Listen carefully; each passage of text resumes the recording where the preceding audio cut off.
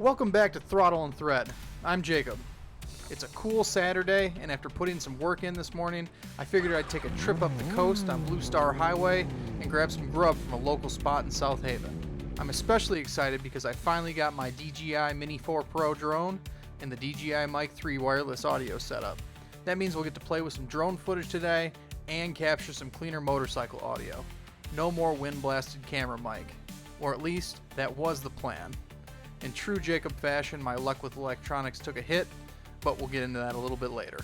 Today's episode has it all. A scenic cruise up the shoreline, a tasty lunch stop, some awesome new gear in action, and of course, a few unexpected mishaps. Would it really be a vlog without those? Let's get rolling. First, let's do a quick fit and equipment check for today's ride. It's pretty tame compared to last week. Our trusty steed for the day is the 2006 Kawasaki ZZR600, or as some of you know it, the ZX6R from earlier years. The helmet we went with today is the Icon Airflight Inky. The watch is an Apple Watch Series 5 44mm. The shoes are Nike SB Zoom Blazer Mid Premiums in University Gold, Light Photon Blue, and White. The backpack is the 25-liter Wolfpak in Miami Vice colorway. The shirt is a long one, 511 PTR Charged Short Sleeve Top 2.0 in the Sand Dune Heather. Pants are WTO2 Tricolor Blocked Sweatpants, gray, black, and yellow. And the gloves are Icon Airform Slabtown gloves in the black and white colorway. For the patches we put on our backpack for this trip, we went with the Amazon supplied Stay Positive, Peace Was Never an Option, and This Is Fine patch, along with a little surprised QR code patch, and lastly the Wolfpak Rents Due patch. Almost all this gear is brand new and part of the channel's dedicated wardrobe now. The only thing I interchange with my personal collection are the shoes and watches, so I can mix up style in each episode. On top of a handful of new clothing and shoes I picked up, I also grabbed a few 511 tactical patches, the Woodland Name Tape patch, the PBG patch, and the Old Glory patch for a bit of flair. Everything's coming together to give the channel its own look. A couple of quick channel updates. I'm working on getting the Throttle and Thread website up and running still. It's obviously a work in progress, but it's looking great so far. The site's going to have a rental area, as we talked about, clothing library, and full suite of resources for the channel's community. In the meantime, I do have a link tree set up with all my socials, and I'm adding to it constantly. I'm in the process of getting a TikTok for short clips, and even getting a Kick account made. Soon I'll be able to host live streams from a comfy lounge that even has a window view into a garage-style area where I'll keep my bikes. I'm super excited to share all of that with you guys soon, so stay tuned for more updates. If you've ever cruised up Blue Star Highway, you know how relaxing and beautiful it can be, especially when you're not stuck behind someone slow. It's a 30-minute cruise from St. Joe up to South Haven, full of nice winding turns and well-paved forest roads. Today was one of those perfect days where the traffic god smiled on me, and I could just cruise at my own pace. You almost lose yourself when you get into the zone on a road like this. Just you, the bike, and the scenery.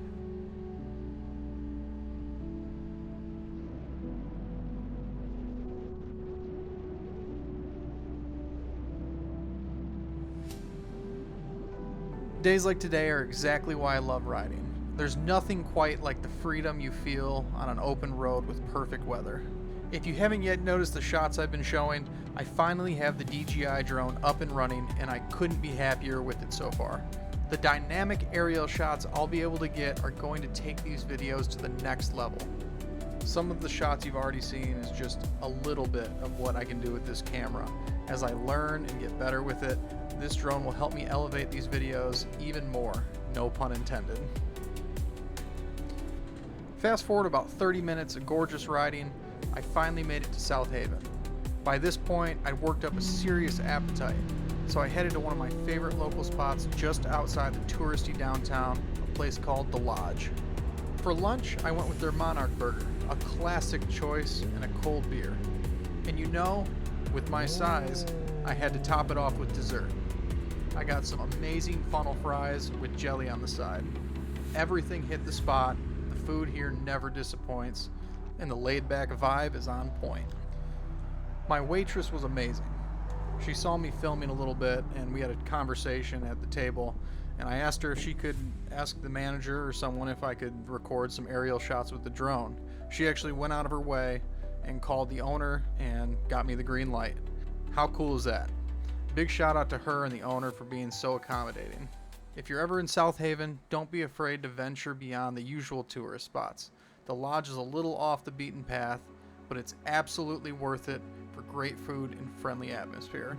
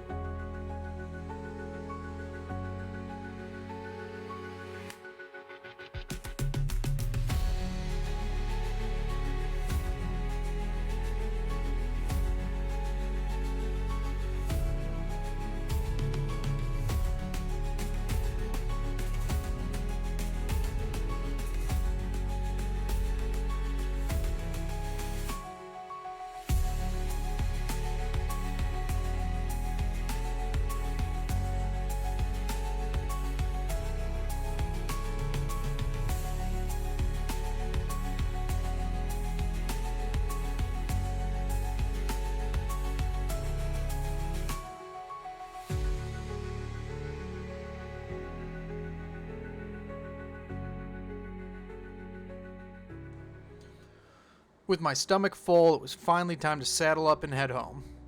But here's where things started to go a bit sideways. While I was packing up my drone after launch, I dropped my helmet off the motorcycle and onto the ground, and the action camera mount on it snapped right off. Here's a shot here of it. Just like that, no more helmet cam first-person view footage for the rest of the ride. That was a major bummer, but I wasn't about to let that ruin my day. In fact, there was a silver lining. Since my helmet camera was out of commission, I ended up relying on the drone a lot more for the ride back. That forced me to get creative and really showed me how much more I could do with that little flying camera. When life takes away your Insta360, fire up the DJI, right? I even decided to test out the ActiveTrack auto follow feature on the drone. I'll admit, I was a bit on edge watching the drone tail me, and at one point I came really close to the power line. I swear, in the playback, it looks like it might have clipped it a little bit. My heart pretty much skipped a beat, but thankfully, the drone stayed in the air like a champ. After a little scare, I figured it was best not to push my luck. I halted the auto tracking. The last thing I wanted to do was my new drone plummet out of the sky on day one. So instead, I switched to capturing some more static drone shots as I made my way back. Honestly, I'm really happy with how those turned out. Sometimes keeping it simple works best, and it gave me some great angles of the bike against the scenery.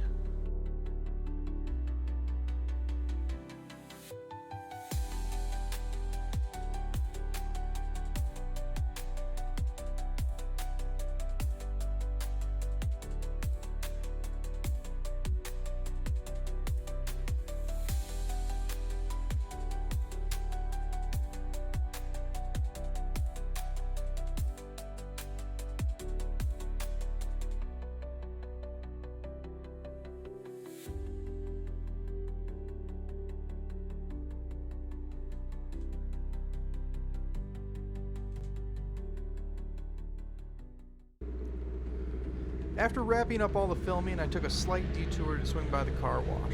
The bike was definitely due for a clean after all those miles. And my god, the ZZR600 got the spa treatment and was looking minty fresh afterwards. But as I was gearing up to wash the bike, I noticed something important is missing. One of my DJI Mic 3 transmitters was gone. Sometime during the ride, the wireless mic clipped to my bike must have shaken loose. My mind immediately raced back over all the stops I'd made. I wasn't sure if it fell off, so I retraced my route all the way back into St. Joe because I wasn't going any further than that. I checked every place I had stopped earlier, the parking lot, the spots where I pulled over for shots, everything. Unfortunately, it was nowhere to be found.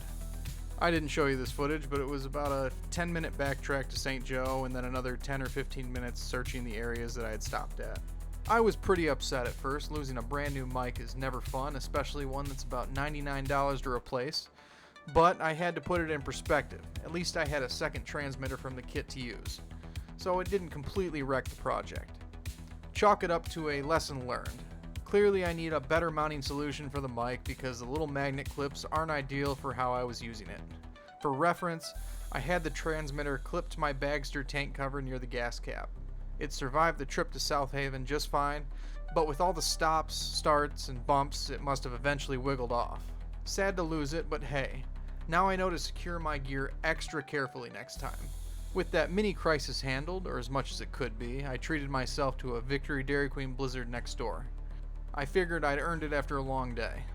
Nothing like ice cream after a day of riding and filming. Finally, it was truly time to call it a night and head back home, ending the eventful journey.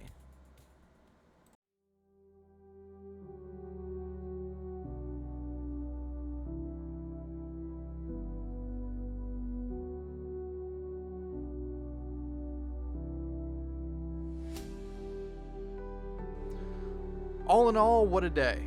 A beautiful ride up the coast, great food, cool new tech in action, and a few bumps in the road to keep me on my toes. Just how we like it on Throttle and Thread. I hope you guys enjoyed coming along for the ride. By the way, if you'd like to further support the channel, I'm excited to share that I'm setting up affiliate links for gear and spots featured. Check out the description of this video and future videos for those links. Anything you pick up through them helps me out and keeps the wheels turning here. I truly appreciate your support.